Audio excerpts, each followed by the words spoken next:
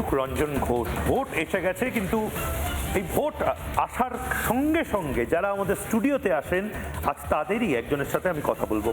মুহূর্তে ভাইরাল, মুহূর্তে বাংলার সবচেয়ে বড় টকিং পয়েন্ট হয়তো আজকের এই সাক্ষাৎকারটি হতে চলেছে। কেন বলছি? অনেকে তাকে মস্করা করে বলেন বিজেপি জন্মানোর আগেও রাহুল সিনহা ছিলেন, বিজেপি ধ্বংস হয়ে যাওয়ার পরেও রাহুল সিনহা বাংলার বিজেপিতে থাকবেন। রাহুল সিনহা কত বছর এই দলে হলো? সে একদমই 80 সাল থেকে আজকে পর্যন্ত 40 বছর পার হয়ে গেছে। 40 বছর, মানে অনেক রাজনীতিবিদ, আমি নাম করছি না, যারা এই মুহূর্তে অনেক দলের ডেপুটি, তাদের বয়সই 40 বছর পেরোয়নি এখনো। আর আপনি 40 বছর রাজনীতি করছেন এবং একটা দলেই করছেন।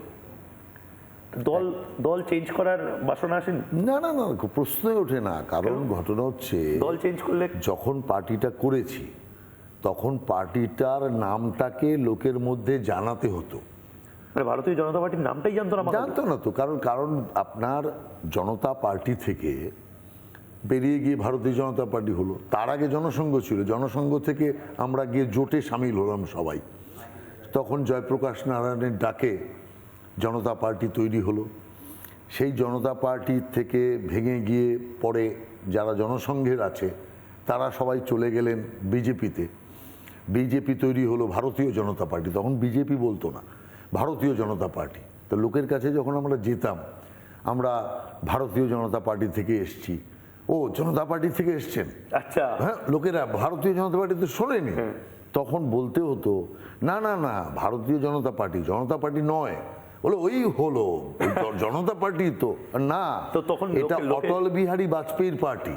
সেটা বাঙালিরা বলতো যে এটা খায় না মাথায় দেয়। হ্যাঁ, এই তো মমতা ব্যানার্জি বলেছে। বাঙালিরা বলেছে কি? মমতা ব্যানার্জি বলেছে। কোন সালে মোটামুটি? মমতা ব্যানার্জি বলেছে আপনার 90-এর দশকে মমতা ব্যানার্জি বলেছে, আমাদের সঙ্গে জোট ছাড়ার পরে, 2000-এর আগে, 2000-এর পরে, মানে যখন মমতা ব্যানার্জির সাথে আমাদের জোট ভাঙলো 2010-10 এরকম সময় হয়তো হবে। ওই সময়তে মমতা ব্যানার্জি বলেছে বিজেপি খায় না মাথায় দেয়। কি? আর বুদ্ধদেব ভট্টাচার্য তো বলতো বিজেপি আবার একটা পার্টি নাকি। বিমান বোস বলতো যে কাকো পাখি আবার বিজেপিও পার্টি। এই জাতীয় সমস্ত হাসি ঠাট্টা কংগ্রেস, সিপিএম আর তৃণমূল করেছে। তো সেই অবস্থাতেই আমরা, মন ভাঙেনি, কিছু নেই, মরুভূমি, তার মধ্যে জলের কোনো চিহ্ন নেই, তারপরেও আমরা চলেছি। কিন্তু আদর্শেরটা আমরা যখন থেকে পার্টিটা শুরু করেছি, বললাম তো কিচ্ছু নেই। আমি যখন প্রেসিডেন্ট, টাকা পয়সা তো ছিল, টাকা পয়সা তো কোনো প্রশ্নই নেই। বলছেন এখন এত, এখন তো পার্টি বিশ্বের সবচেয়ে বড় পার্টি, ভারতবর্ষের সবচেয়ে বড় পার্টি। মানে এখন তো যা চান তাই চলে আসে। এখন তো কোনো অসুবিধা নেই। এখন তো তখন কি হতো, মানে 1980 সালে বাংলায় কি করতে হতো? ওই আমরা যারা ছোটাছুটি করতাম, কারা মনে আছে? ধরুন তপন শিকদার, সুকুমার ব্যানার্জি, পরবর্তীকালে বিষ্ণুকান্ত শাস্ত্রী, হরিপদ ভারতী, দীপক দে, ধনঞ্জয় দাস, আপনার প্রফেসর শান্তি রায়, এইরকম যে সমস্ত লোকেরা যারা ছোটাছুটি করতো, আমাদের শ্রমিক ভট্টাচার্য পরে আছে, আচ্ছা, হ্যাঁ, তো এরা যারা ছোটাছুটি করতো নিজেদের পয়সা দিয়ে ছুটতে হতো, নিজের পকেট থেকে পয়সা দিয়ে বিজেপি করতে। কারণ বাসে যেতে হতো, গাড়ি দিত না, না কোথায় গাড়ি, একটা গাড়ি ছিল শুধুমাত্র আপনার অ্যাম্বাসাডার, একটা গাড়ি, সেটা পার্টি, সেটা প্রেসিডেন্ট চড়তো, সেটাও আধা ভাঙা গাড়ি। আর বাকি আমরা তো সবাই বাসে যেতাম। তপন শিকদারের মতো নেতা, সেও একটা স্কুটারে চলাচল করতো, সেটাও ভাঙা স্কুটার। আর আমরা সবাই বাসে, লোকাল ট্রেনের থার্ড ক্লাস কম্পার্টমেন্টেই আমরা সফর করতাম। বিজেপিতে কেউ এত বছর ধরে কেন থাকবে, এটা যদি জিজ্ঞেস করা হয় আপনাকেই, যদি কোনো বাচ্চা ছেলে সে জিজ্ঞেস করে বিজেপিটা আমি করবো কেন? না দেখুন, ব্যাপার হচ্ছে যারা আমরা শুরু থেকে করে এসছি 80-র দশক 90 দশক পর্যন্ত, তাদের মধ্যে দেখুন একটা আদর্শের প্রেরণা ছিল, যে এই আদর্শ হচ্ছে যে ভারতীয়ত্ববোধ, হিন্দুত্ব। তো মমতা বন্দ্যোপাধ্যায়, বুদ্ধ বাচ্চাস কি হিন্দুত্বের কথা বলতেন? ওরা তো হচ্ছে যখন যেমন তখন সেরকম, নইলে দেখছেন না এক জিনিস, বামপন্থীরা তো হচ্ছে আমি শুনেছি ঘোমটার আড়ালে করে সব। জ্যোতি বসু নাকি আপনাদের খুব মানে পছন্দ করতেন, আপনাদের ডেকেও নিতেন বিভিন্ন মিটিংয়ে। না না না না, একদম বাজে কথা, এটা একদম সঠিক নয়। জ্যোতিবাবুর যদি ভালো কোনো ছাত্রী ছিলেন তার নাম মমতা ব্যানার্জি। কারণ জ্যোতিবাবু যখন রোগসজ্জায়, সাথে তো আপনি বসে থাকতেন না রোগসজ্জায়, হ্যাঁ, তখন আপনার সিপিএম তোকে বয়কট করে দিয়েছে জ্যোতিবাবুকে, সিপিএম এর কেউ যেত না ওনার বাড়িতে। তখন আপনি দেখুন না, মমতা ব্যানার্জি যেতেন বারবার, 7বার 8বার সবার সামনে প্রকাশ্যে গিয়েছে, গোপনে তো নয়। আর ওইখানে গিয়ে শেষ যে শিক্ষাটা, লুটপাটের শিক্ষা, ধ্বংসের শিক্ষা, ওটা মমতা ব্যানার্জিকে দিয়ে গেছেন জ্যোতি বোস। আর দেখুন আপনি যা যা কাণ্ড করছে, সিপিএম যা যা ধ্বংসাত্মক কাজ করে গেছে, মমতা ব্যানার্জি বা তৃণমূল কংগ্রেস তাই তাই করছে। সিপিএম একটু আড়ালে করতো, আর মমতা ব্যানার্জি ওপেন করছে। মানে আপনি তো খুব কাছ থেকে, আমি আর আপনি যেরকম ডিস্টেন্সে বসে রয়েছি, মুখ্যমন্ত্রী মমতা বন্দ্যোপাধ্যায় বা তৃণমূল কংগ্রেসের নেতারা এবং আপনারা সেই ডিস্টেন্সে বসে মিটিং করেছেন। মমতা বন্দ্যোপাধ্যায়ের সাথে হয়তো আপনার প্রতিদিন মানে কথাবার্তা বলতে হতো যখন আপনারা নিজেরা। দেখুন 100 বার আমি মমতা ব্যানার্জির সঙ্গে দেখা করেছি, কারণ 10 বছর আমাদের জোট ছিল।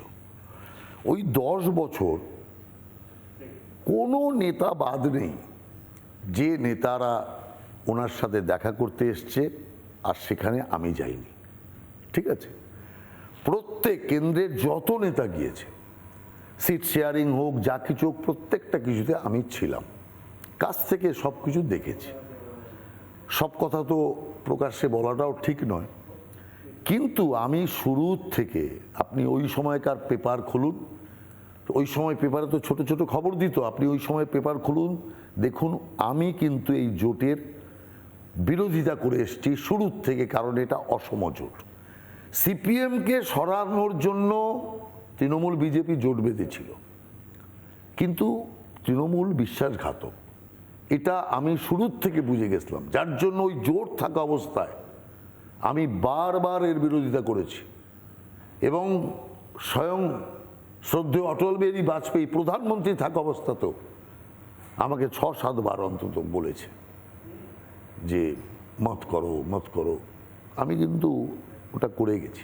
কিন্তু আপনি এই যে গোটা যে 40 বছরের জার্নিটা, সেই জার্নিটা মানে মোটামুটি এখন রাজ্যসভার সদস্য হিসেবে, সাংসদ হিসেবে সেই জার্নিটার একটা জায়গায় আপনি আসছেন। বিজেপি দল পার্টির লোককে কেয়ার করে না, বিজেপি দল পার্টির লোককে ভুলে যায়? না না না, দেখুন ব্যাপার হচ্ছে, এটা একটা গুরুত্বপূর্ণ প্রশ্ন আপনি করেছেন। আমাকে অনেক লোক অনেক সময় বলতো, সাংবাদিকরাও বলতো যে আপনাকে পার্টি গুরুত্ব দিচ্ছে না, আপনার এটা পাওয়া উচিত ছিল, ওটা পাওয়া উচিত ছিল। যেমন আমি বলি, এর আগে যে রাজ্যসভার সাংসদের ব্যাপার হলো, শ্রমিক ভট্টাচার্যের নাম হলো, শ্রমিক ভট্টাচার্য সমস্ত চ্যানেলের সামনে কি বললেন, যে যদি রাহুলদা পেত তাহলে আমি বেশি খুশি হতাম, ঠিক আছে? তাহলে শ্রমিক ভট্টাচার্য পেয়েছে, রাহুলদারও খুশি হওয়ার কথা, কিন্তু রাহুলদা কিন্তু শ্রমিক ভট্টাচার্যের নমিনেশনে সবার আগে ছুটে গেছে, ওকে সম্বর্ধনা অনুষ্ঠানে সবার আগে রাহুল সিনহার সামনে ছিল। কেন? এটাই হচ্ছে বন্ডিং, যে সেই সময় থেকে আমরা একসাথে কাজ করে আসছি, আর একসাথে কাজের মধ্যে যে ও পেল কি আমি পেলাম, এটা বড় জিনিস নয়। শ্রমিক বলছে রাহুলদা পেলে ভালো হতো, কিন্তু আমার মনে তার জন্য এক বিন্দুও কোনো রকম কোনো কিছু আসেনি। কারণ ঠিক আছে, ওই পেয়েছে আমি পেলাম না, ওতে কি আসে যায়, আবার সময় আছে, দেখা যাবে। আজকে পার্টি সেটা প্রমাণ করলো, এই যে হাজার হাজার বিজেপির কার্যকর্তা যারা ওই অনেক দুর্দিন থেকে কাজ করে আসছে, সেই সমস্ত কার্যকর্তারা যারা একটু হতাশায় ভুগছিল যে আমাদের কি আর কিছু হবে, পার্টি কি আমাদের ভুলে গেছে, এই যে নিয়োগ, এটা থেকে একটা মেসেজ গেল তাদের কাছে যে পার্টি ভোলে না। রাহুল বিজেপি মানে অনেক আদি বহু পুরনো বিজেপি কর্মী আছে, তাদেরকেও তার মানে ভোলেনি, তারা মনে করবে, যদি তারা মনে বড় কথা বলছেন, যদি ভুলে যায় গোটা বাংলার মানুষ না, ভুলবে না। তার কারণ হচ্ছে পার্টি তার এক্সারসাইজ শুরু করে দিয়েছে।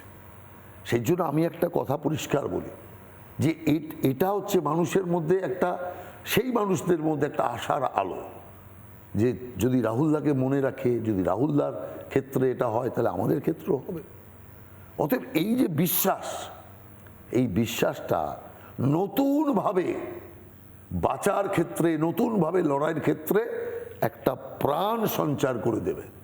অতএব আমি মনে করি এটা পার্টির পক্ষে অনেক লাভদায়ক হয়েছে। কিন্তু এটাও তো প্রশ্ন থাকতে পারে যে এই যে সংগঠনের প্রতি সীমাহীন আনুগত্য, মতাদর্শের প্রতি অসীম শ্রদ্ধা, নেতৃত্বের প্রতি দায়বদ্ধতা, চূড়ান্ত সাংগঠনিক গোপনীয়তা, এগুলো করার পরেও হয়তো একটা ছেলে খুব অ্যাম্বিশাস, একটা ছেলে একটা মেয়ে খুব খুব জীবনে কিছু পেতে চায় রাজনীতি থেকে, তাদের হয়তো পরিণামটা রাহুল সিনহার মতন হবে। রাহুল সিনহা আজকে মানে 60 বছর পেরিয়ে যাওয়ার পরে আজকে রাজ্যসভার এমপি আপনি হচ্ছেন।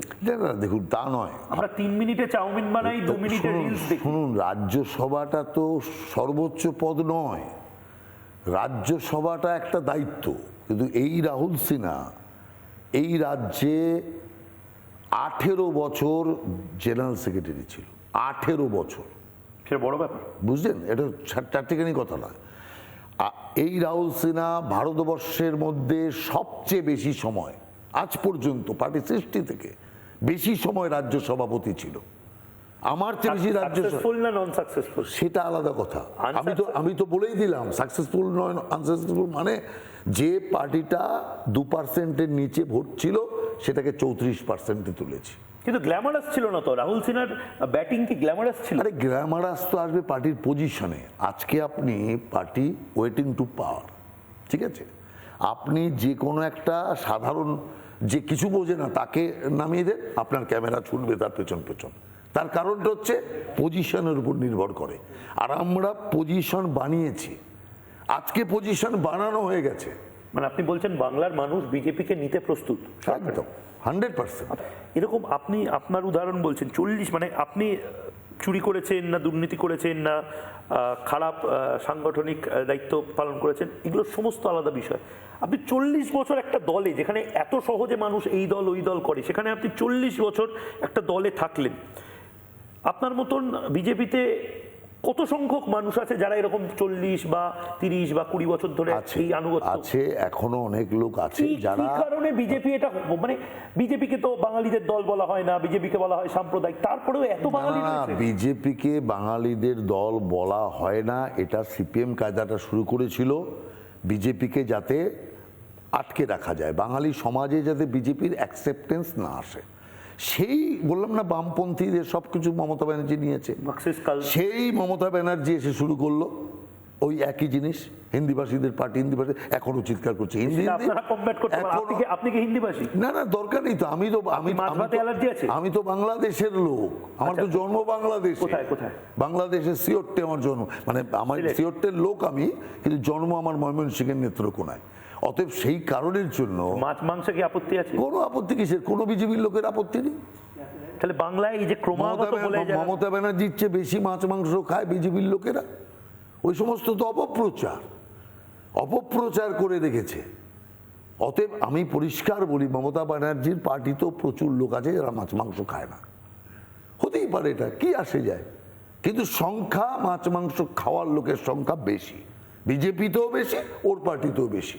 কিন্তু ওরা মাছ মাংস নিয়ে নাটক করে কেন? আর বাঁচার কোনো রাস্তা নেই, সেই জন্য ওরা এটা করে রেখেছে, কিন্তু ঠেকাতে পারলো না। আজকে সারা পশ্চিম বাংলায় বাঙালি হৃদয়ে ঢুকে গেছে বিজেপি। আর দেখুন, জয় শ্রীরাম যাকে ওরা অবজ্ঞা করেছিল, বাংলার ঘরে ঘরে আজকে জয় শ্রীরাম চলছে। না, তার মানে আপনি বলছেন, আপনি মানে আপনার থেকে ভালো এই অবজারভেশনটা হয়তো কারোর হবে না। 40 বছর আপনি বিজেপিটাই করছেন বাংলায়, এবং 40 বছরের পরিবর্তনগুলো আপনি চোখের সামনে দেখেছেন। আপনি বলছেন 2026-এ বিজেপি মানে অ্যাকসেপ্ট করে নিয়েছে বাংলার মানুষ, মানসিকভাবে ঢুকে গেছে 100%। বাংলার মানুষ এখন পরিত্রাণ। ক্যামেরা আছে এটা ভুলে যান রাহুল। না, ক্যামেরা নেই, ক্যামেরার সামনে বলছি না, আমি ওইরকম বলি না। একটা কথা বলতে, 2026-এ যদি বিজেপি হেরে যায়, পতাকা ধরার লোক থাকবে? 100% থাকবে, কিন্তু যারা কিছু পাওয়ার জন্য এসছে এরকম লোক আছে, চলে যাবে। 21 সালে চলে গেছে না? 21 সালে যত লোক ছিল তার অনেক লোক চলে গেছে। কেন? মোহভঙ্গ হয়ে গেছে। আপনাদের ভেবেছিল- মোহভঙ্গ হয়নি কেন? আমাদের তবে না, আমরা তো আদর্শের জন্য করি, আমরা পদ পেলেও মানে আছি না পেলেও আদর্শটা কি? আছি। বাংলায় রাজনীতি সিপিএম বা তৃণমূল বা কংগ্রেসের একটা ঘরানা ছিল, বিজেপির ঘরানাটা কি? মানে আমি বা বাংলার বহু মানুষজন বিজেপিকে কেন ভোটটা দেব? ভোট এই জন্য দেবে যে রাষ্ট্রকে যদি কেউ মহান করতে চায়, রাষ্ট্রবাদী কেউ থাকে, তা বিজেপি। আমি একটা উদাহরণ দিই আপনাকে, এখনই এই প্রোগ্রাম শেষ হলে আমি দেখিয়ে দিতে পারি। 5টা লোককে আপনি পাঠান যে কোনো একটা রাস্তার দোকানের পাশে যে কোনো জায়গায়, তারা কোনো ঝান্ডা নেবে না, কিচ্ছু নেবে না, তারা শুধু স্লোগান দেবে ভারত মাতা কি জয়। তারা স্লোগান দেবে ভারত মাতা কি জয়, ভারত মাতা কি জয়। আপনি লোককে দেখবেন বলতে শুনবেন যে এরা বিজেপির। আচ্ছা, যদি না বলে রাজনীতি ছেড়ে দেব, যে কোনো সময় প্রমাণ করে দেখাবো, যে কোনো জায়গায় যে কোনো মোড়ে যে কোনো জায়গায় পতাকা ছাড়া ভারত মাতাকে ভারত মাতা কি জয় বললেই বলবে এরা এরা বিজেপির। আপনি কি জিজ্ঞাসা করবেন এরা কারা, এই ভারত মাতা জয় তখন থেকে করছে, বলবে বিজেপি। না বললে রাজনীতি ছেড়ে দেবো, এখানে ক্যামেরায় বলছি আপনাকে, করে দেখাবেন। কেন? যে লোকেরা জানে যে ভারত মাতার একমাত্র সাচ্চা সন্তান হচ্ছে বিজেপি। এটা আমাদের গর্ব কেন জানেন? এই যে বলছেন আপনি এতদিন কি করে আছেন, আছি এই কারণে যে এটা আমাদের গর্ব যে ভারত মার সাথে আমাদের একদম নাম অঙ্গাঙ্গিক জড়িত হয়ে গেছে। সমাজ ভারত মাতার সন্তান হিসাবে আমাদের একদম আইডেন্টিফাই করে নিয়েছে। নইলে তৃণমূল ভারত মাতার জয় বলবে না কেন, সিপিএম বলবে না কেন, কংগ্রেস বলবে না কেন, তো ওদের ভাবছে না কেন? ভারত মাতা তো আমরা অন্য কোনো কিছু বলিনি, জয় শ্রীরাম বলিনি। অতএব এই যে ভারত মাতার সাথে অঙ্গাঙ্গিকভাবে আমরা জড়িত, সেই কারণের জন্য এই আদর্শ। 2 নম্বর জিনিস হচ্ছে এই পশ্চিম বাংলাটা অনেক আগে থেকে সূক্ষ্মভাবে এটাকে পশ্চিম বাংলাদেশ করার ষড়যন্ত্র চলছে। এটা আমরা সেই আগে থেকে বলছি, 40-42 বছর আগে কেউ থেকে। শুনতো আপনাদের কথা? না, শুনতো না তো, তখন তো বলতো এসব বিজেপি মিথ্যা বলছে। এখন প্রমাণ হয়ে গেছে। তার মানে আপনি বলছেন এখন পলিটিক্সটা করা, বিজেপির পলিটিক্স করা, বিজেপির হয়ে কথা বলাটা অনেক সহজ আপনাদের থেকে?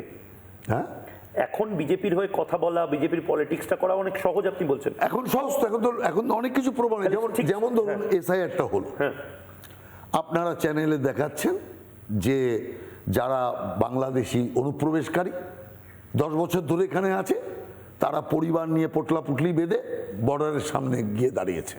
আপনারাই চ্যানেলে দেখাচ্ছেন, তাদের ইন্টারভিউ নিচ্ছেন, তারা বলছে আমরা 10 বছর ধরে আছি, এই বাংলাতেও নাম আছে, ওই বাংলাতেও নাম আছে, এখন এখানে এসআইআর হচ্ছে বলে এখন পালাচ্ছি। তার মানে আমরা যে আজকে এতদিন ধরে বলে এটা আসছিলাম, আপনারা বলেছেন হ্যাঁ বলেছি। 80 দশক 90-এর দশক? হ্যাঁ, আমরা তো এইটাই বলতাম। কেউ কথা শোনেনি? কেউ বলেনি। প্রথম ইন্দ্রজিৎ গুপ্ত যখন আপনার স্বরাষ্ট্রমন্ত্রী হলেন, তখন পার্লামেন্টে দাঁড়িয়ে উনি একটা বিবৃতি দিয়েছিলেন যে বাংলায় অনুপ্রবেশ হচ্ছে, এটা একটা চিন্তার বিষয়। এই প্রথম আমাদের যে এতদিনের দাবি তার স্বীকৃতি পেল। তারপরে কি হলো? মমতা ব্যানার্জি এলেন, স্পিকারের দিকে কাগজ ছুড়ে দিলেন, অনুপ্রবেশকারীদের বিরুদ্ধে ব্যবস্থা নেওয়া হচ্ছে না। যে মমতা ব্যানার্জি স্পিকারের উদ্দেশ্যে লোকসভায় কাগজ ছুঁড়ে মারলেন, অনুপ্রবেশকারীদের লিস্ট ছুঁড়ে মারলেন, উনি মুখ্যমন্ত্রী হওয়ার পর আর অনুপ্রবেশকারীদের দেখতে পাচ্ছেন না। কেন? অনুপ্রবেশকারীদের এনে এই রাজ্যে বসানোর মূল ঠিকাদার হলেন মমতা ব্যানার্জি। ঠিক। অতএব সেই কারণে অনুপ্রবেশকারীদের ভরে যাচ্ছে।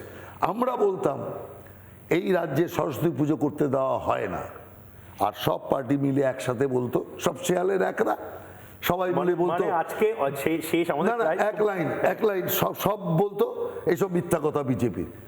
গত বছরের আগের বছর সেটাই বলছি, রাহুল দা, মানে- কলকাতার উপর সরস্বতী পুজো করতে হলো হাইকোর্টের আদেশ নিয়ে পুলিশ। মানে অমিতাভ বচ্চনের মতন রাহুল সিনহা আজ 40 বছর পরে এই মুচকি হাসি এবং এই বিখ্যাত আপনার এই চুলের স্টাইলটা, আমি সেই জিজ্ঞেস করতে চাইছি, এই চুলের স্টাইলটা আপনি কোথা থেকে শিখেছিলেন? কোনো স্টাইল নেই তো, এটা তো একদম মানে এটা কিন্তু এখন ভগবান দত্ত স্টাইল হয়ে গেছে। মানে রাহুল সিনহা মানে এই চুলে, সেটা এখন কি করা যাবে, এটা মানে ভগবান আজ 40 প্রদত্ত। বছর পরে খুশ তো বহুত হবে তো। না না, ঘুষ কিছু না, কাজ করার সীমা বেড়েছে, নতুন জায়গায় কাজ করার একটা অভিজ্ঞতা এসছে, যেখানে যেখানে কাজ পার্টি দিয়েছে সেখানে সার্থকতার সাথে কাজ করেছি, গৌরবের সাথে কাজ করেছি এবং যথেষ্ট দক্ষতার সাথে কাজ করেছি। এখন একটা অন্য ক্ষেত্রে কাজ করার সুযোগ এসছে, অতএব সেই সুযোগটাকেও সঠিকভাবে যাতে কাজে লাগাতে পারি তার জন্য আপনাদের শুভকামনা চাইব। এবং আমি শেষ একটাই কথা বলে দিচ্ছি, রাহুল সিনহা যখন রাজনীতিটা শুরু করেছিলেন তারপর দীর্ঘ 30 বছর ধরে রাহুল সিনহা বসে থাকতেন এইটুকু জায়গায় খবরের কাগজে বিজেপিকে নিয়ে কিছু লেখা হবে এবং লেখা হলে আপনার এক্সপ্রেশনটা কি ছিল, মানে খবরের কাগজে কিছু বেরোলে কিরকম লাগতো আপনার? না না, তখন তো আনন্দ যে 3 লাইন বেরিয়েছে, বেরিয়েছে বেরিয়েছে বেরিয়েছে। এবং আজ 30-40 বছর পরে রাহুলদা এত ক্যামেরা, এত বুম, এত পোর্টাল, এত চ্যানেল, সবাই কিন্তু আজও একইভাবে আরো নৃশংসভাবে আপনার উপর নজর রাখবে। খুব ভালো থাকুন, লম্বা সফর, রাজ্যসভায় কি করেন তার দিকে নজর থাকবে। 40 বছর একটা দলে একটা মানুষ দলবদল না করে কোনো ক্ষমতা না চেয়ে থেকে গেলেন, কিভাবে থেকে গেলেন সেটা বোধহয় আজকে যারা রাজনীতিটা করতে আসছেন, চটকের রাজনীতি করতে আসছেন, 2 মিনিটে চাউমিন বানানোর মতন, 3 মিনিটের রিল দেখার মতন যারা ভাবছেন রাজনীতিটাকে, তাদের দেখা উচিত। নানা ধরনের কন্টেন্ট দেখার জন্য লাইক করুন, শেয়ার করুন আমাদের ফেসবুক পেজ, সাবস্ক্রাইব করুন আমাদের ইউটিউব চ্যানেল। পাশাপাশি অন্যান্য ব্রেকিং নিউজের জন্য অবশ্যই চোখ রাখুন রিপাবলিক বাংলায়।